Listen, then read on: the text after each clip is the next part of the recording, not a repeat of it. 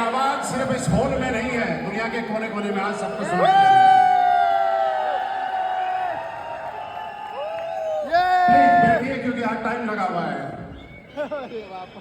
कुछ बंधन ऐसे हैं जिनमें यहाँ पे सारे बंधे हुए हैं और मैं भी बंधा हुआ हूँ। आप सभी को नमस्कार। नमस्कार दोस्तों, हम सबको हमारे को एक नया जीवन दान देने वाली, हमारी जिंदगी में एक नया भाग्य तैयार करने वाली असली का स्वेले जैसी महान कंपनी, जिसके बारे में जो बोला जाए उतना कम है। शायद मुझे नहीं लगता कि उसको आइडेंटिफाई करने के लिए कोई शब्द इस दुनिया में बने होंगे। हमारी सेकंड मदर को 9 साल पूरे करने पे बहुत बहुत हम सबको भी शुभकामनाएं, बहुत बहुत बधाई।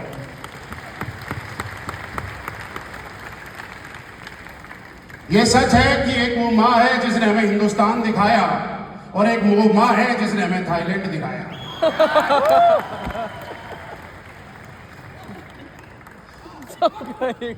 सही है ना? देखो, अपना अपना जोश है, किसी को थाईलैंड के नाम से आता है तो किसी को हिंदुस्तान के नाम से आता है। अब किसका जोश कहां से आ जाए कह नहीं सकते। लेकिन आज हम जो भी हैं, जैसे भी हैं, ये सिर्फ एक विश्वास से ऊपर है। आज कोई ऐसी बात नहीं की जा सकती कि मोटिवेट किया जाए। मेरे दोस्त, थाईलैंड में ना लोग हाफ पैंट लेके आते हैं, हम लोग इस सूट पे बैठे हैं। इससे बड़ा मोटिवेशन क्या होगा?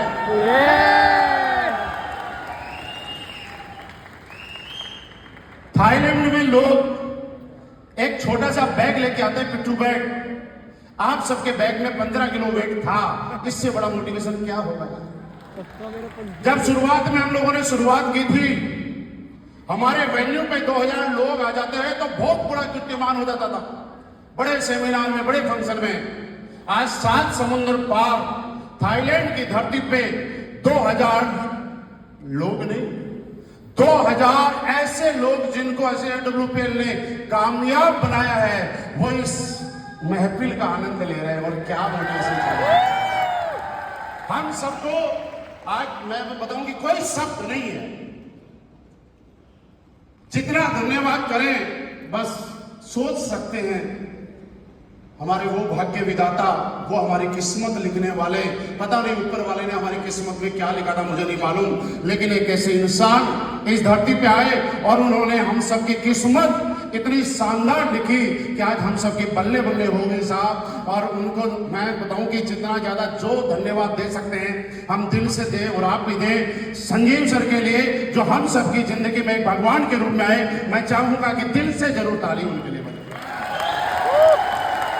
पर्सनली मेरी जिंदगी में बड़ा रोल है सर। क्या से क्या बना दिया आपने, कभी नहीं सोचा था।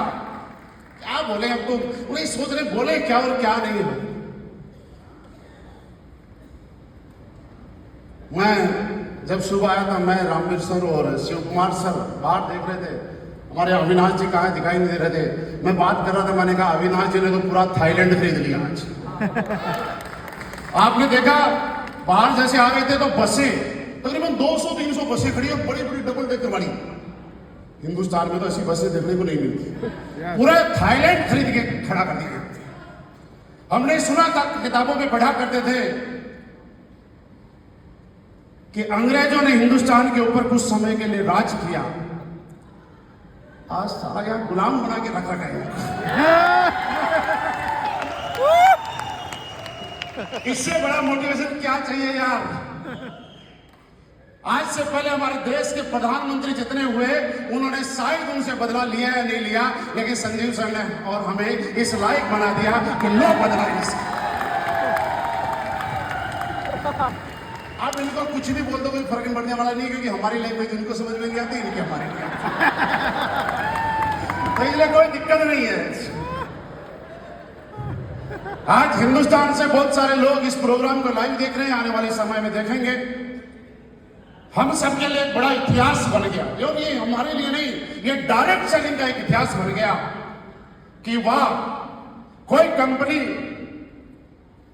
क्या से क्या कर गई अपने स्टेट से बाहर लोग नहीं निकल पाए, डिस्ट्रिक्ट से बाहर नहीं निकल पाए, गांव से बाहर नहीं निकल पाए, और हमें तो 7 समुद्र बाहर निकाल के, आज से पहले जब संजीव सर स्टेज पे आते थे तो ये बोला करते थे कि दोस्तों एक दिन होगा कि पूरे हिंदुस्तान में जलवा होगा। और आज मैं कहना चाहता हूं आपको, और आपका मैं सहमति प्राप्त है मुझे, कि आज उस घोषणा का उद्घोष हो चुका है कि अब वो दिन दूर नहीं कि एसलीपीएस वेलनेस का पूरी दुनिया में राज होगा। आज ये शुरुआत हो चुकी है। क्या आपको लगता है होगी? लगता है होगी? कितनी भी मेहनत करे हमने, लोगों ने बोला हमने स्ट्रगल किया, हमने मेहनत किया। इतनी मेहनत कहां की हमने? इतना स्ट्रगल कहां किया? थाईलैंड में मंच मिल गया, इससे ज्यादा इसके सामने सारे स्ट्रगल, सारी मेहनत, सब कुछ बिल्कुल। आज अगर धन्यवाद दें तो हमारी कंपनी के डायरेक्टर साहब, फाइनेंस डायरेक्टर, जिन्होंने हमारे अकाउंट में आज तक हमने देखे थे, जिसके बाद जियो का फोन है तो जियो का मैसेज आता है, ये प्लान आ गया, ये ले लो। एयरटेल का फोन है तो एयरटेल का मैसेज आता है। लेकिन जैसे ही शुक्रवार होता है, मामजन सर एक मैसेज भेजते हैं, वो बड़ा सुकून देता है। हम सबको 7 दिन में याद दिलाते हैं, किसी को एचडीएफसी के माध्यम से, किसी को एसबीआई के माध्यम से, किसी को आईसीआईसी के माध्यम से, किसी को पीएनबी के, कि बेटा खुल के खेल दुनिया के अंदर। मैं बैठा हूं ना पीछे पैरे को पैसे भेजने के लिए, और हम लोग खुल के चलाते हैं। क्या चाहिए और मोटिवेशन, इससे ज्यादा क्या मैसेज हम लोगों को चाहिए? आज पूरा हिंदुस्तान को मजबूर कर दिया संजीव सर ने कि वास्तव में डायरेक्ट सेलिंग करके हिंदुस्तान में नहीं, दुनिया की कोने कोने के अंदर एक नई इतिहास बनाया जा सकता है, एक नया परचम लहराया जा सकता है, और वो सिर्फ एडब्ल्यूबीएल फाइटर ही करके दिखा सकते हैं, क्योंकि उनके पास संजीव सर और एसलीपीएस वेलनेस है। आज ये बताने की जरूरत नहीं है क्या कमाया क्या नहीं कमाया, ये कमाई तो है। ये इससे बड़ी कमाई क्या चाहिए यार? कहां खड़े हम?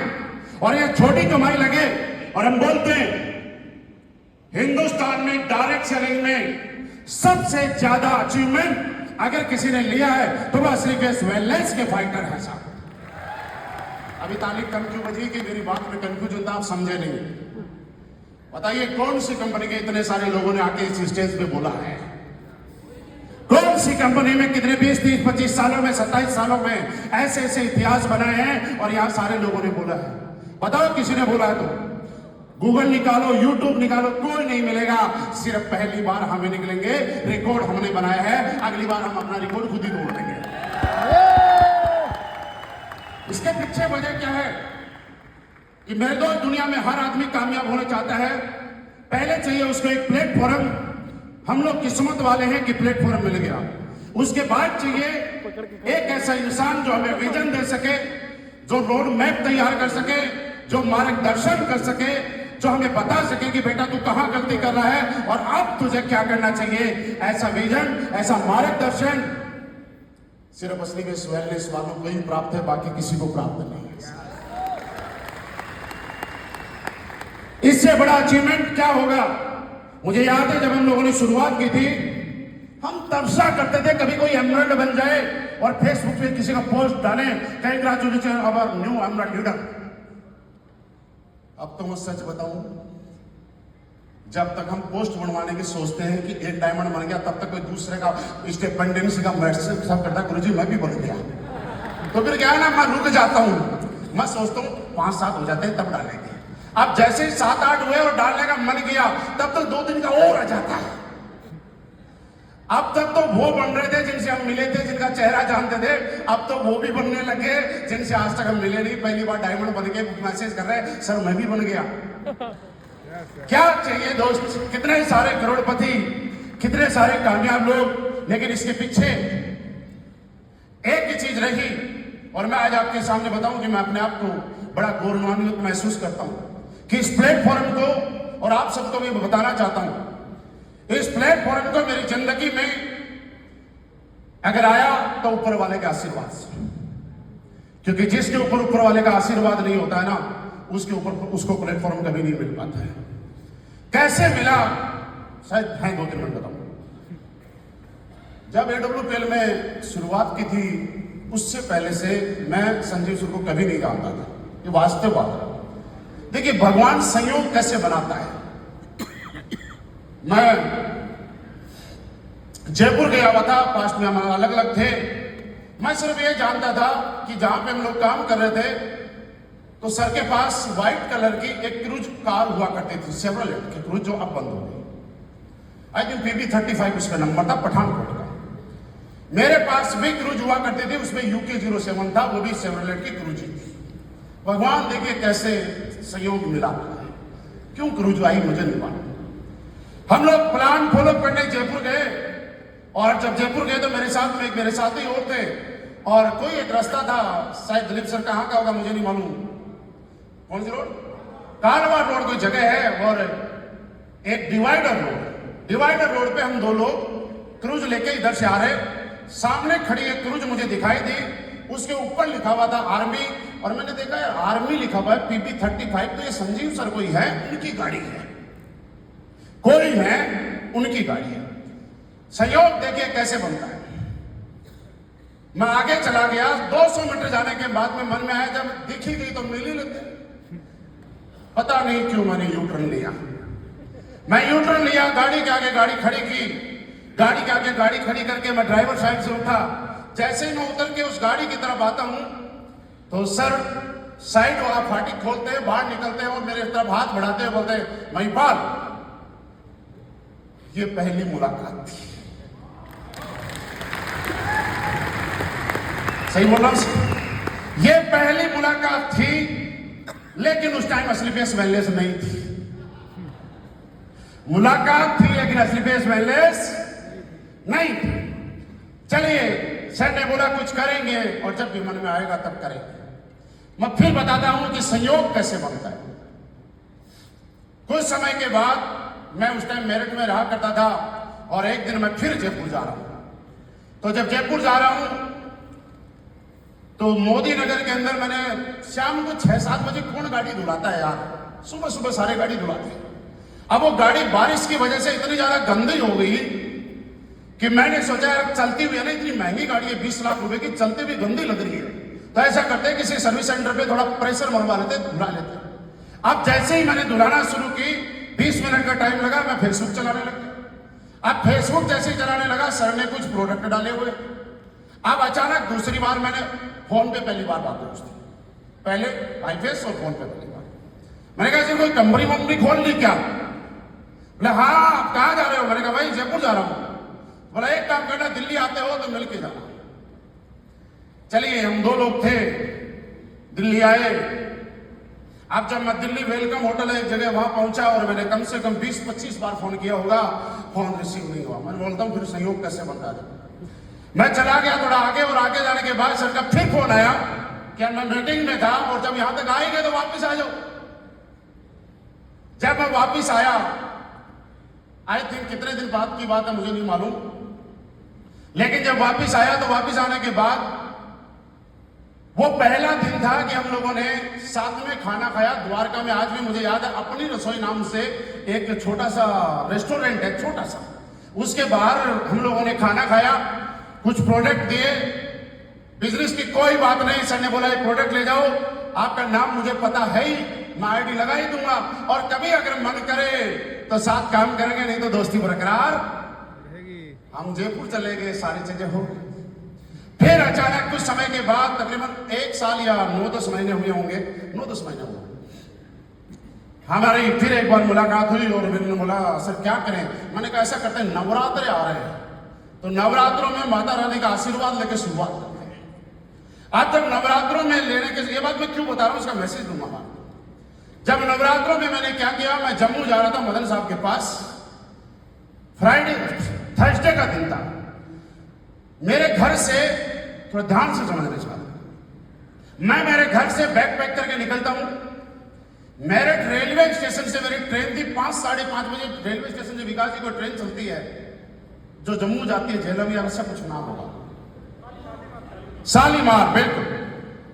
मैं 5-5:30 बजे घर से निकलता हूं, और संयोग देखिए फिर मेरठ में मेरा घर से ही निकलता हूं। और घर से निकलने के बाद मेरठ में ही होटल बुक कर लिया। समझ में आ रहा है किसी वजह से? घर की तरफ से मैं चला गया जम्मू। सर उस दिन रोहतक में थे और मुझे याद है सर 27 एसपी उसी दिन लॉन्च हुआ था। वो दिन था कि 27 एसपी लॉन्च हुआ था। हम लोग वही होटल था एक, और होटल बुक करके मैं होटल में अपना बैग लेके बैठा हूं। ट्रेन में जो रिजर्वेशन था वो चली गई जम्मू। रात को 3 बजे या 3:30 बजे जब सर वहां से आ रहे थे तो मोदी नगर के आसपास गाड़ी का छोटा सा एक्सीडेंट हो जाता है। वहां पे छोटा मोटा पुलिस केस होता है, तो 1-8 घंटा और लग जाता है। आए, मैंने कहा सर बताइए क्या प्लान है? अब हमें भी नींद आ रही, सर को भी नींद आ रही। अब ना मैं समझ पाया ना सर बता पाया कि नींद आ रही थी। वैसे प्लान तो समझ आ रहा था। हम तो वो लेवल वाला जो हिसाब किताब था ना उतना ही जानते थे, कौन से लेवल पे कितना पैसा आता है और एक्स्ट्रा क्या है, बस इससे ज्यादा कुछ नहीं जानते थे। चलिए सुबह निकल गए।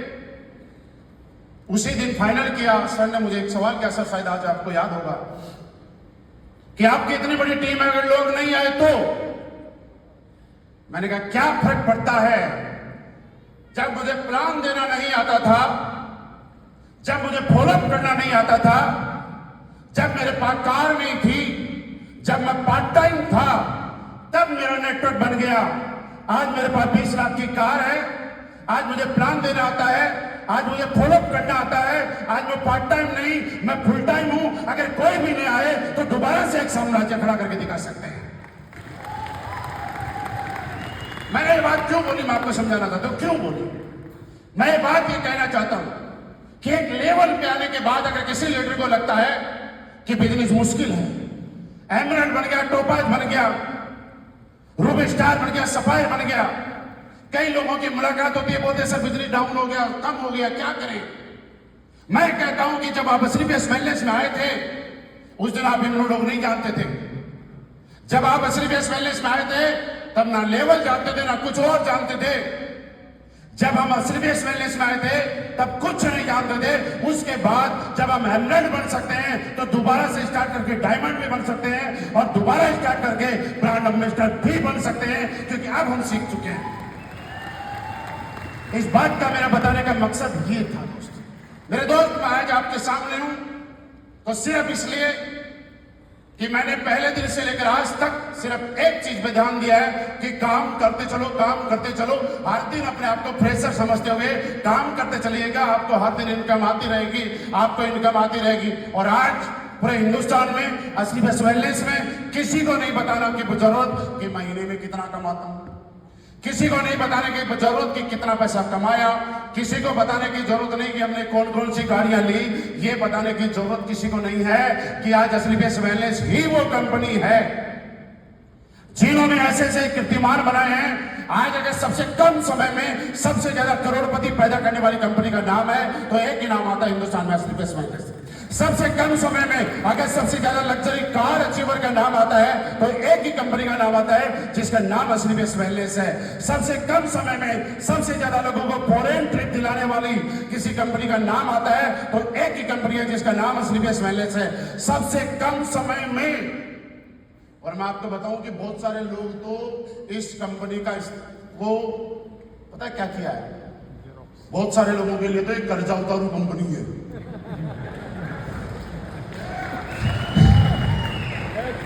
समझ रहे हैं ना? बहुत सारे लोग अलग अलग जगह से कर्जा लेके आए थे। कोई 5 लाख का, कोई 7 लाख का, कोई 2 लाख का, कोई 3 लाख का, कोई 1 लाख का। अरे असली वेलनेस कोई कंपनी थोड़ी है, ये तो वो कंपनी है जिसने गरीबी के दाग धो दिए और हमारा सबका कर्जा उतार दिया। ये कर्जा उतारू कंपनी है सर। मेरे दोस्त, हमारा आज ये मिशन हम लेके जा रहे हैं कि अब तक जो काम किया और पिछले 9 साल में किया, 9 साल में हमें हिंदुस्तान से विजन मिला था और आज हम इतनी बड़ी चीजें देख चुके हैं कि आने वाले 1 साल के अंदर हम पिछले 9 साल से भी बड़ा काम करेंगे, दिन रात मेहनत करेंगे, क्योंकि अब मुझे नहीं लगता कि किसी को मोटिवेट करने की जरूरत है। क्या मेरी बात से सहमत हैं? और जब भी मैंने बोला कि कामयाब होने के लिए एक आदमी ऐसा होना चाहिए जो आपको प्रेरित कर सके। लोग ऐसा बोला करते थे कि 18 लेवल के बाद क्या होगा। 2 दिन पहले डायमंड मीटिंग, पता चल गया होगा क्या होगा? यस, पता चल गया? किसी किसी को ऐसा लगता है क्या गारंटी है एसडीपीएस वेलनेस? मैं आपको बताता हूं क्या फ्यूचर है। बिंदास होकर काम कीजिए, आपको टेंशन लेने की जरूरत नहीं है। आपसे ज्यादा टेंशन मुझे होनी चाहिए। बताऊं क्यों? महीने की किस्तें आपसे ज्यादा मेरी जाती है, महीने के खर्चे आपसे ज्यादा मेरे हैं। अरे जब मुझे टेंशन नहीं तो फिर आपको क्या टेंशन लेने की जरूरत?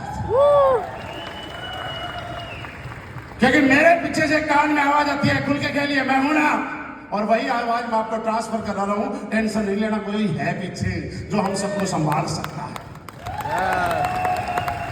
तो दोस्त, आज अगेन हम सबको एसडीपीएस वेलनेस के 9वें जन्मदिन की बहुत बहुत शुभकामनाएं। और आज हम यहां से प्रण लेके जाएंगे कि आप और ज्यादा मेहनत करेंगे, और ज्यादा ताकत लगाएंगे, मेहनत करेंगे फ्रेशर की तरह और अपना रोल निभाएंगे एक लीडर की तरह।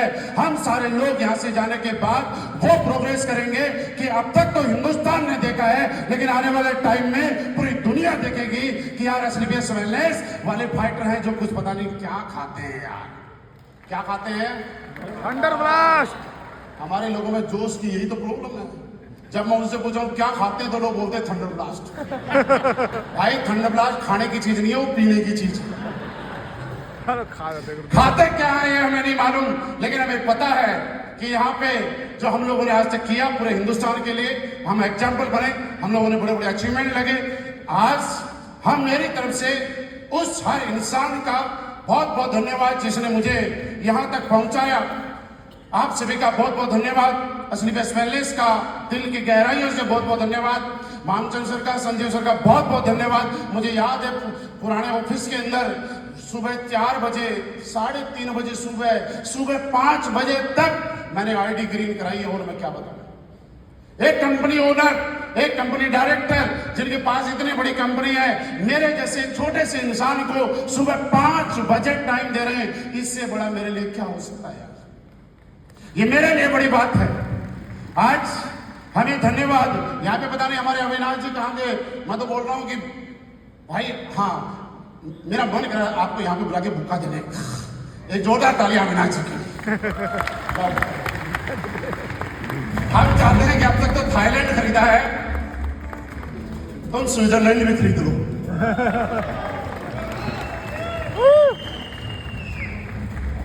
अब वास्तव में देखता नहीं इतनी बसें कहां से लाया, इतनी बसें देख के मैं आज लेके कहां से लाया।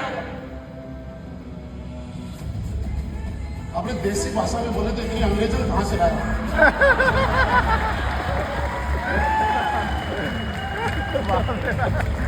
भाई मैं चाहता हूं सनी भी स्टेज पे आए, सनी को भी मेरा भूखा देने का।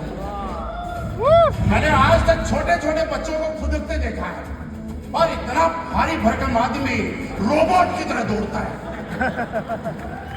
पूरी कंपनी में कभी भी। बहुत बहुत धन्यवाद।